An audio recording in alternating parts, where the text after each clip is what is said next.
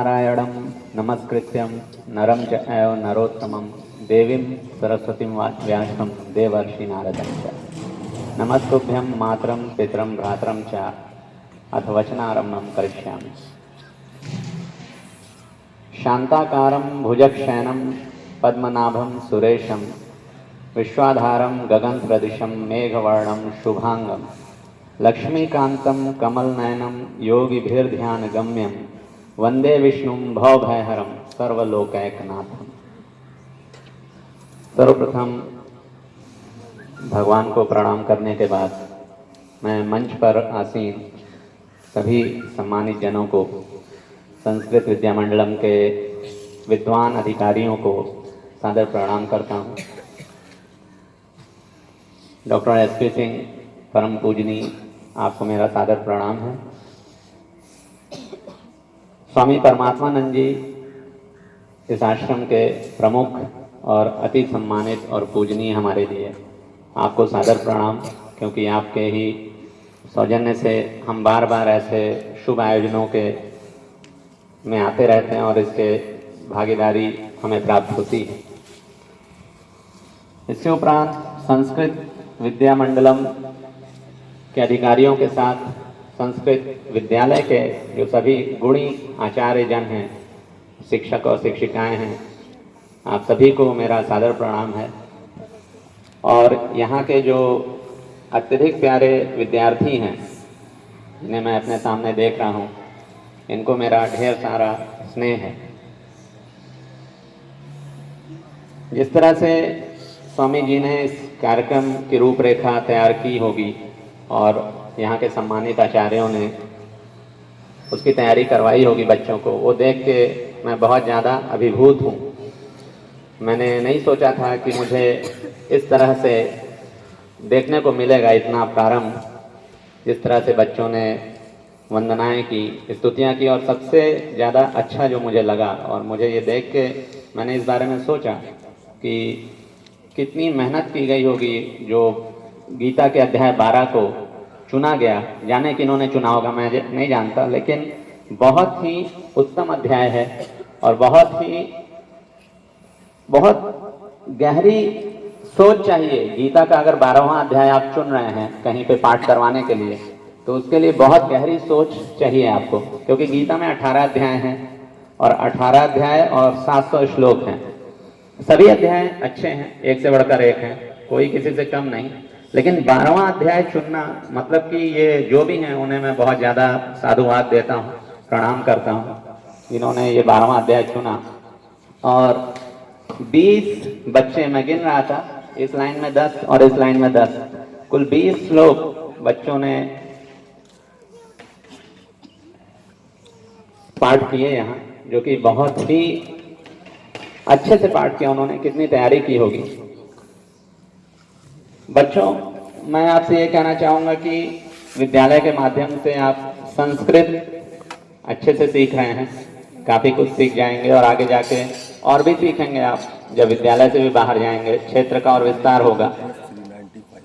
साथ ही साथ आप संस्कृत के साथ साथ संस्कृति को भी सीखें, मैं ऐसा आपसे निवेदन करूंगा, क्योंकि संस्कृत, अगर आपने संस्कृति को नहीं सीखा, हमारे देश की जो संस्कृति है, हमारे देश का जो इतिहास है, अगर आपने उससे पकड़ नहीं बनाई और केवल आप संस्कृत भाषा तक ही सीमित रह गए, तो केवल आप एक भाषा ही सीख पाएंगे।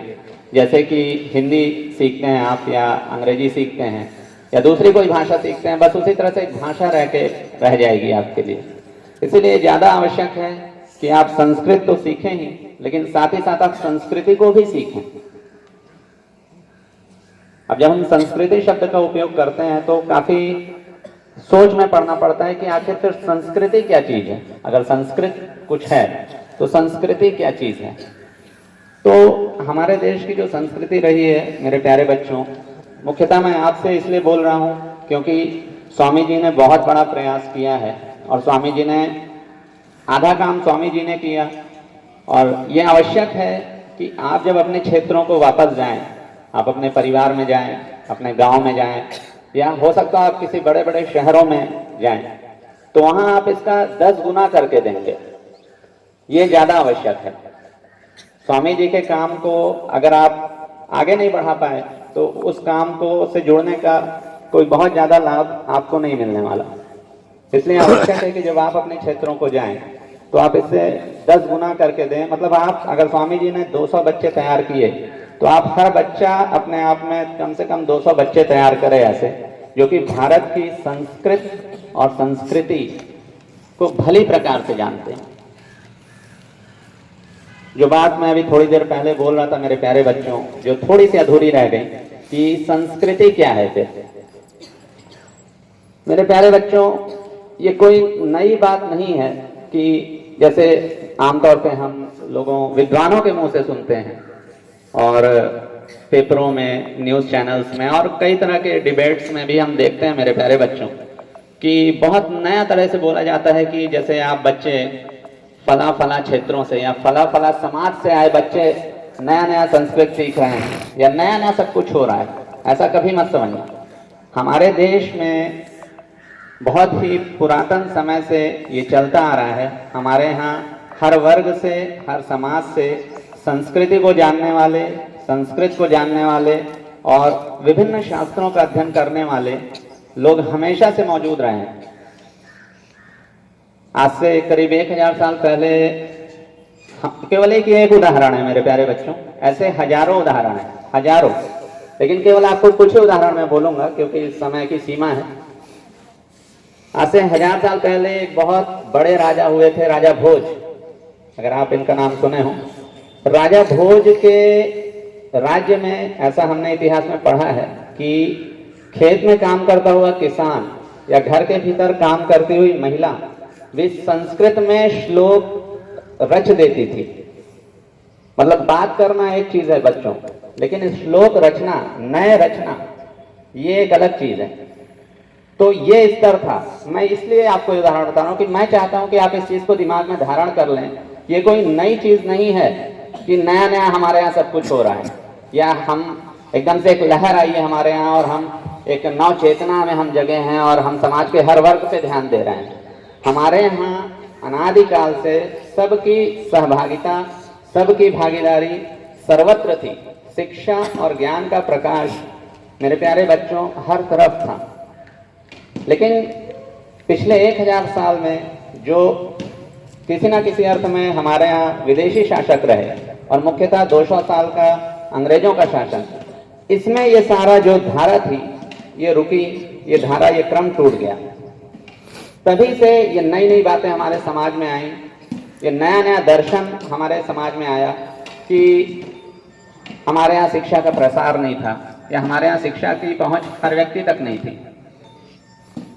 क्योंकि ये मंच, ये कार्यक्रम गीता पे बोलने का है और मैं गीता पे ही आऊँगा। बस 1-2 लाइन और बोल लूँ आप लोगों को।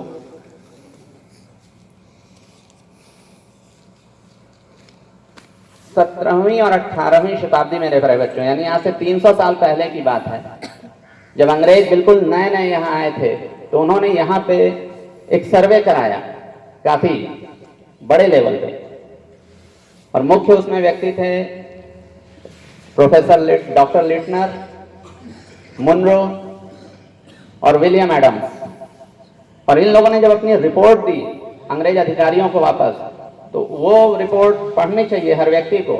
उसमें उन्होंने बताया कि कैसे भारत के गांव-गांव में विद्यालय थे और समाज के हर वर्ग, गांव का हर एक बच्चा पढ़ना लिखना और बड़े बड़े हिसाब करना और यहाँ तक कि संस्कृत भाषा बोलना जानता था। इस देश में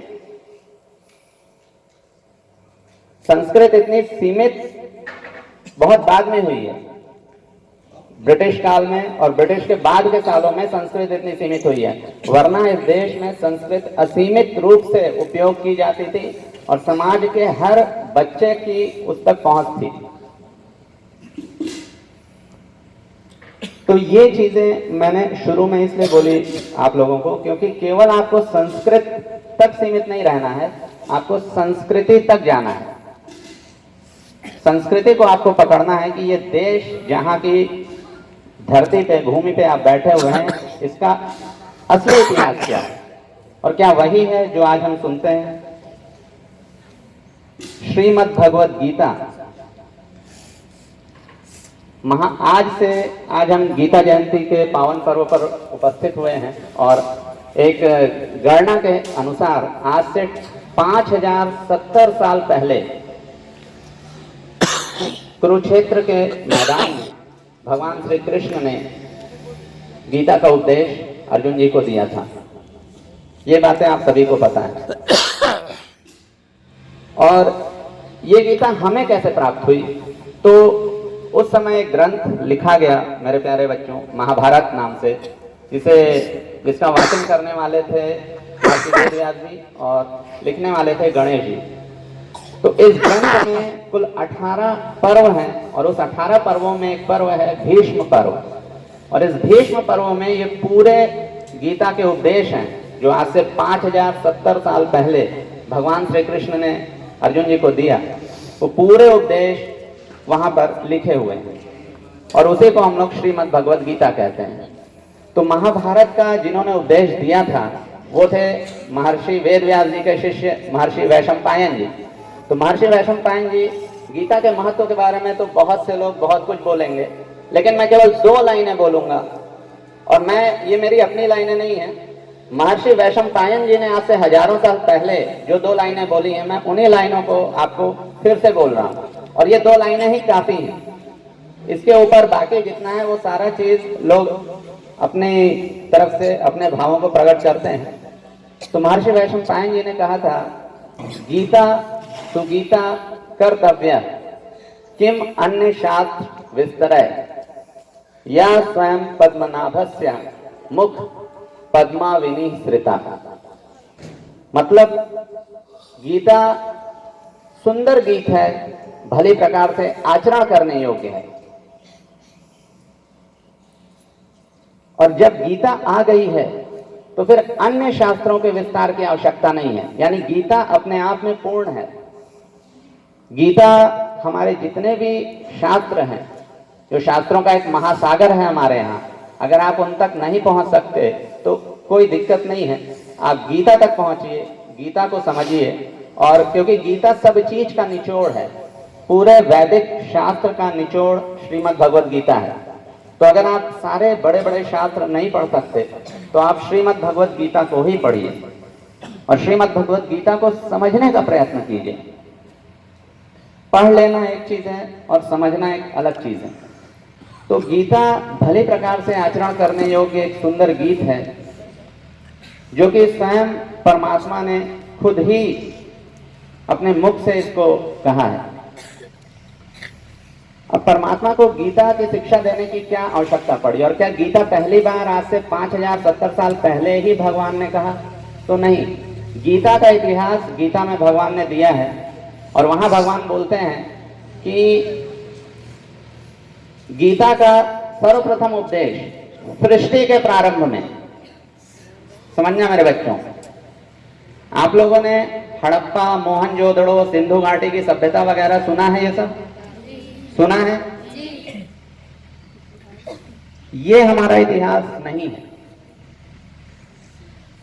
हमारा इतिहास शुरू होता है गीता के उस श्लोक से जहां भगवान कहते हैं कि सृष्टि के प्रारंभ में, समझिएगा, सृष्टि के प्रारंभ में सर्वप्रथम गीता भगवान सूर्य को दिया। गीता का उपदेश परमात्मा ने, समझिएगा, यहाँ परमात्मा जो एक है पूरे सृष्टि के, उन्होंने भगवान सूर्य को ये उपदेश दिया। फिर भगवान सूर्य ने आगे आने वाली पीढ़ियों को दिया।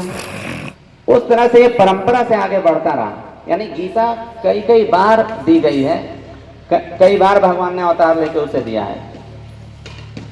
और अभी हमारी जानकारी में सबसे आखिरी बार उन्होंने कुरुक्षेत्र के मैदान में स्वयं अवतार लेकर इस पुराने ज्ञान को फिर से दिया। तो यहां तक तो गीता क्या है, गीता का परिचय क्या है, गीता का इतिहास क्या है, ये सारी चीजें हो गई।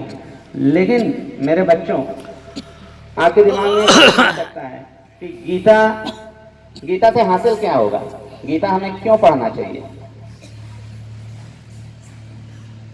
पूरे वैदिक शास्त्रों का जो इतना विस्तार है उसका पूरा, जैसे हम बोलते हैं कि घी, दूध का सार घी है, यानी दूध को कई प्रक्रियाओं से गुजारने के बाद एकदम अंत में घी प्राप्त होता है। और घी कितना, मतलब दूध से भी ज्यादा स्वादिष्ट होता है, दूध से भी ज्यादा बलवर्धक होता है घी। तो जैसे दूध का सार घी है, उसी तरह से गीता सारे वैदिक शास्त्रों का सार है। तो अगर आप इतनी मेहनत नहीं करना चाहते, अगर आप इतना अध्ययनशील नहीं है, इतना आपके पास समय नहीं है, तो आप बहुत सारे शास्त्रों को पढ़ने के बजाय एक गीता को पढ़िए, एक गीता को समझिए। ये केवल एक बिंदु है मेरे बच्चों। दूसरा बिंदु ये है कि जैसे आमतौर पे हर व्यक्ति के दिमाग में होता है कि क्या ईश्वर है, ईश्वर है तो वो क्या है, क्यों है, कैसा है, उसने कैसे सृष्टि को रचा, क्यों लोग बहुत दुखी हैं, कुछ लोग बड़े सुखी हैं, कुछ लोग बहुत दुखी हैं, कहीं बड़े अत्याचार हैं, कहीं बिल्कुल अत्याचार नहीं है। तो ये इस तरह की सारी जो चीजें हैं, ये संसार में इतना ज्यादा विविधता क्यों है, इस तरह के बहुत सारे प्रश्न सभी के दिमाग में होते हैं।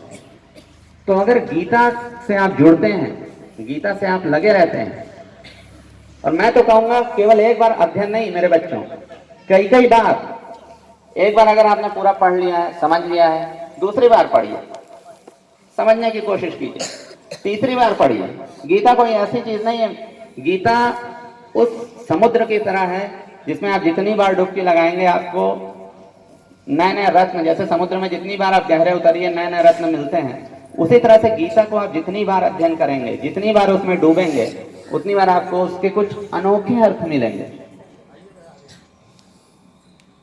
तो जैसा मैंने आपको बताया कि गीता से आप अपने जीवन का लक्ष्य प्राप्त कर लेंगे। मैं कुछ बहुत ज्यादा विस्तार में नहीं जाऊंगा मेरे बच्चों, क्योंकि समय की अपनी सीमा है। स्वामी विवेकानंद जी ने गीता के बारे में जो कहा वो मैं आपको बताना चाहता हूं। स्वामी विवेकानंद जी ने अपनी पुस्तक में एक गीता के बारे में 4 लाइनें कही, और वो मैं यहाँ दोहराना चाहता हूँ। स्वामी विवेकानंद जी कहते हैं कि गीता के समान वेदों का भाष्य कभी नहीं बना और बनेगा भी नहीं। न गीता के समान वेदों का भाष्य वही मैं कह रहा हूँ बच्चों, जो सार जिसे बोलते हैं वही समझ लीजिए आप। तो वेदों का जो निचोड़ है वो विवेकानंद जी कहते हैं कि गीता के समान न बना है और न कभी बनेगा।